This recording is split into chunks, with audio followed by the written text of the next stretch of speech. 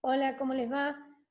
Hoy he venido a plantear algo que creo que nos preocupa un poco a todos y tiene que ver con la forma en cómo vamos a monitorear o cómo vamos a evaluar todo este proceso que va generando el aprendizaje hasta este momento, en este nuevo formato de enseñanza-aprendizaje que nos toca vivir a todos por la situación social por la que estamos viviendo. Para eso he traído, para trabajar, un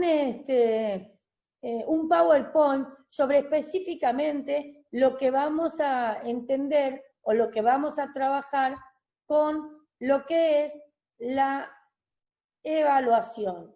Entonces, vamos a estudiar, vamos a ver, vamos a determinar qué es la evaluación y cuáles son sus tipos. Entendiendo esto, de que siempre que tenemos que monitorear de una u otra manera, es una forma de evaluar. Pero para entender esto, vamos a preguntarnos qué es la evaluación, o que en este caso, qué es la evaluación online. La evaluación online es la evaluación que se usa en diferentes áreas de trabajo y todos tienen su propio objetivo a alcanzar. Pero básicamente lo que vamos a trabajar ahora o donde nos vamos a centrar es en el trabajo educativo, en el proceso educativo. La evaluación educativa es el proceso sistemático, gradual, que trabaja documentos y que también trabaja en forma empírica conocimiento, habilidades, creencias, todo eso es lo que va a determinar la evaluación. Porque ¿qué es lo que pretende o cuál es el objetivo de la evaluación? Mejorar el proceso de aprendizaje de todos los estudiantes, entendiendo que estamos dando clases virtuales a la heterogeneidad de estudiantes con los que se encuentran detrás de la pantalla. Que en algunos casos, cuando tenemos la clase presencial, nosotros podemos interactuar de una manera diferente a lo que tendríamos que hacerlo en este proceso o con este proceso de aula virtual o campus virtual. Para eso hay que entender que evaluación y prueba no son lo mismo, entendiendo que la evaluación es un proceso sistemático de documentar, usar información, donde se determinan los conocimientos, las habilidades, las actitudes, buscando mejorar el aprendizaje del alumno específicamente. Y la prueba se utiliza para examinar conocimiento, para saber qué sabe, qué no sabe, para determinar un nivel de habilidad, un nivel de aprendizaje. Si bien las personas toman a estas palabras como iguales, no lo son iguales. La prueba es un producto que mide una particularidad, un objetivo. Y la evaluación es un proceso por el cual vamos a transcurrir en este proceso de enseñanza-aprendizaje. Este proceso desde un comienzo hasta finalizar el proceso de enseñanza-aprendizaje nos va a acompañar lo que se llama la evaluación. La evaluación hay que tener en cuenta que hay cosas que es y hay cosas que no es. Con respecto a las cosas que sí es un elemento fundamental y necesario, sin duda alguna, para el proceso de enseñanza-aprendizaje. Es un proceso positivo, continuo, sistemático, que sirve para determinar el grado en que se está logrando desarrollar el desarrollo integral del alumno. Involucra a todos los protagonistas, a mí como docente, a ustedes como alumnos, a los alumnos, al proyecto, a la planificación, a todo el proceso de enseñanza-aprendizaje. Es un concepto que combina un enfoque cualitativo y un enfoque cuantitativo. ¿Qué entendemos por enfoque cualitativo? Cualitativo significa de cualidades, las habilidades, las competencias, las actitudes que han logrado adquirir cada uno de los alumnos, y se hace en forma, por supuesto, de redacción. ¿Y qué entendemos por cuantitativo? Para ponerle un valor que va a darle un nivel de una escala a ese aprendizaje. También la evaluación es una herramienta que tiene como prioridad que se pueda aprender más y mejor, entendiendo que su mayor objetivo es mejorar la calidad del aprendizaje y la calidad educativa. Ahora veamos, ¿qué no es la evaluación? No es una aplicación que es aplicar infinidad de test, es aplicar pruebas, es ponerle un puntaje, eso no lo es. Tampoco es una herramienta que exclusivamente mide el coeficiente o el conocimiento del estudiante. Tampoco es un proceso que genera estrés y que genera tensión. Al contrario, la evaluación debe ser un proceso, más en el proceso de enseñanza-aprendizaje. No puede ser un generador de estrés, porque entonces, cuando evaluemos, si pensamos en que ese alumno está en un proceso de estrés, probablemente estemos frente a un alumno donde no estemos midiendo su conocimiento, sino su grado y su intensidad de estrés y de ansiedad que no le permite poder explayarse en la hoja o oralmente lo que necesita decir. Con respecto a que tampoco es una justificación para explicar la trayectoria académica de un estudiante, porque la trayectoria académica de un estudiante es un proceso, no es un producto, es un proceso. Por lo tanto, no es algo que diga este alumno califica en tal lugar o justifica su trayectoria escolar. La evaluación va a intentar mejorar ese proceso de aprendizaje. Tampoco la evaluación no es un fin de la educación, porque la evaluación no es un fin, es un proceso que va en continuo cambio, que es paulatino, es sistemático, es fundamental para todo el proceso educativo. Para entender esto, vamos a ver cómo la evaluación se va a dividir según su función, según sus referentes, según su momento y según su agente. Según su función puede ser formativa o sumativa, entendiendo como formativa algo que va a ir en un proceso continuo durante el proceso de enseñanza-aprendizaje, entendiéndola como formadora, va dando pautas, herramientas, sostén, soporte para ese proceso de enseñanza-aprendizaje. Esa es la evaluación formativa. ¿Qué va aprendiendo y cómo va aprendiendo? Sería la guía docente como si fuera un andamio que plantea Vygotsky, que sostiene al alumno hasta tanto él puede adquirir por sí solo el conocimiento para posteriormente ir a sostener un nuevo aprendizaje.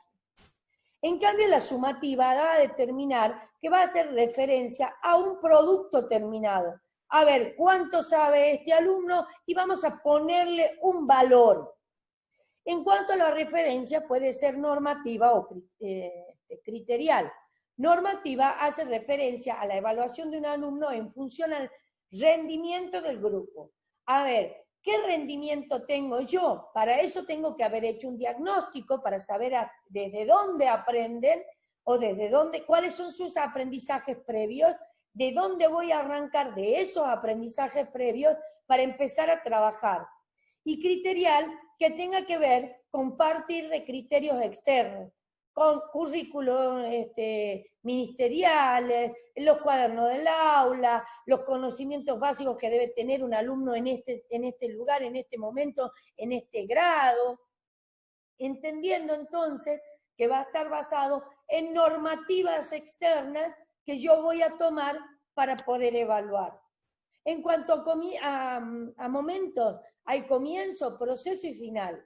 El comienzo tiene que ver con entender cuáles son sus conocimientos previos para saber de dónde arrancar. El proceso es lo que habíamos llamado anteriormente a la formativa. Es todo el proceso que se va a ir dando, tratando de reajustar, mejorar, perfeccionar el aprendizaje para llegar a una calidad educativa. Y el final es terminar el proceso y ver cuántos conocimientos se han alcanzado en su totalidad. Con respecto a la gente, hace referencia a quién es el que evalúa y quién es el evaluado. La autoevaluación es cuando el alumno evalúa su propio aprendizaje. Eso se puede hacer a través de que él pueda evaluar cuánto ha crecido, cuánto ha podido adquirir de sus conocimientos, por ejemplo, en un ensayo que lo vamos a hablar más adelante. La coevaluación se hace en pareja o en grupo, o sea, todos nos evaluamos y todos omitimos su opinión sobre la evaluación que hicimos o la que fuimos realizando. Y la heteroevaluación se basa específicamente en que el alumno es evaluado por un profesor y por las personas o por personas que están relacionadas a la fin de la materia. Entendiendo que esta es el formato más tradicional que conocemos, ¿no? Ahora bien, la más conveniente a la distancia. ¿Cómo puedo evaluar o monitorear si un conocimiento se ha adquirido? Evaluar por competencia y realizando ensayos. ¿Cómo evaluaría? A través de una realización de ensayos. Porque el ensayo es un escrito que hace un sujeto, un alumno, dependiendo del nivel en que se encuentre, que puede realizar entre una carilla y media, 3 carillas, dependiendo de la exigencia del docente, y el 80% de lo que va a escribir ahí es producción personal, que permite 2 cosas importantes. La primera, poner en juego el saber, porque el sujeto ha podido apropiarse, investigar, leer, demás para poder armar este ensayo, y la segunda es generar la autoría de pensamiento, que se entiende cuando el sujeto se ha podido apropiar, aprender, agarrar del conocimiento, hacerlo propio, interiorizarlo a partir de los elementos de la asimilación y la acomodación, que son los elementos del aprendizaje significativo, generando así el aprendizaje del sujeto y poder construir y elaborar un ensayo.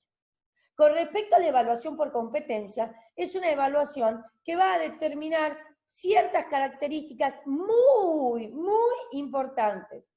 Entender que se pone en juego, se define metas de aprendizaje, porque cuando yo planteo algo para responder una situación que ellos tienen que responder para ver sus competencias, sus habilidades, la incorporación de aprendizaje, primero me tengo que plantear qué metas pretendo de aprendizaje. Pone en foco en cómo aprende el estudiante, porque cómo aprendió, si memorísticamente o lo hizo a través del aprendizaje de la comprensión. Si pudo comprender lo que aprendió, va a poder aplicarlo en este proceso de evaluación por competencia. Un proceso relevante que hay que tener en cuenta en el aula es que en la evaluación por competencia permite, en este caso no sería el aula, sería el foro o los chats de WhatsApp o lo que ustedes pretendan, pero en definitiva con los elementos que se están manejando, la tecnología que se esté manejando, va a permitir cuáles son los procesos o los monitoreos de aprendizaje en este ida y vuelta que se plantea dentro del aula virtual en este caso. Fortalece la autoestima de los estudiantes ante la mirada del docente, ante la motivación, bien, lo estás haciendo bien, bien investigado, excelente trabajo, esa motivación que va a permitir, esa motivación que sale del docente hacia el alumno, que permite que el alumno tenga más ganas de aprender y poner en juego en saber y tener más placer por el aprender. Requiere un compromiso con las metas de aprendizaje, porque se van a definir y compartir con los estudiantes los criterios de evaluación. Para eso deben ser claras, vamos a presentar un caso, ustedes deben plantear cómo harían, qué harían en primer lugar, qué harían en segundo lugar, cómo lo relacionarían, o relacionar esto con aquello, y eso me va a permitir a mí entender cuáles son las metas de aprendizaje, que yo pueda expresarlas y que ellos la puedan entender. Promover la coevaluación o la autoevaluación. En los foros, en el aula virtual, me permite eso, o en las videollamadas, o en las aulas en directo inmediato, me van a permitir promover esto, porque va a ser un feedback de ida y vuelta, de conversación y de evaluación de todo el proceso. Todo esto nos va permitiendo que uno pueda determinar qué es lo que quiero ver. A ver, ¿qué quiero ver? ¿Cómo lo quiero plantear, me va a permitir elaborar el monitoreo, la evaluación cualitativa que permite ahora el Ministerio a determinar qué vamos aprendiendo y qué no, y llevando este proceso a la meta final, que es el aprendizaje de la materia que cada uno va a presentar. Por lo tanto, nosotros como docentes tenemos que recordar que todos los analfabetos del siglo XXI serán aquellos que no puedan aprender, desaprender y reaprender otra vez. Y para esto lo vuelvo a repetir, porque nosotros decimos fuimos formados para dar clases presenciales, con un formato de teoría y práctica, de feedback inmediato. Sin embargo, hemos tenido que desaprender eso para reaprender este nuevo sistema, y este nuevo sistema nos va a traer aparejado que vamos a incorporar la tecnología, no solamente en tiempos de pandemia, sino también más allá, en todo el proceso que me va a permitir el desarrollo de mis actividades futuras. Espero haber ayudado, espero que realmente les haya servido a todos. Realmente para mí es un placer estar aquí con ustedes, poder aportar un granito de arena para el que quiera comentarme algo y necesita alguna ayuda o una explicación o lo que sea. Mi correo es jimenicolaus@hotmail.com. Va a ser un placer estar en contacto con ustedes. Les agradezco un montón por su tiempo. Les mando un beso. Muchas gracias. Hasta luego.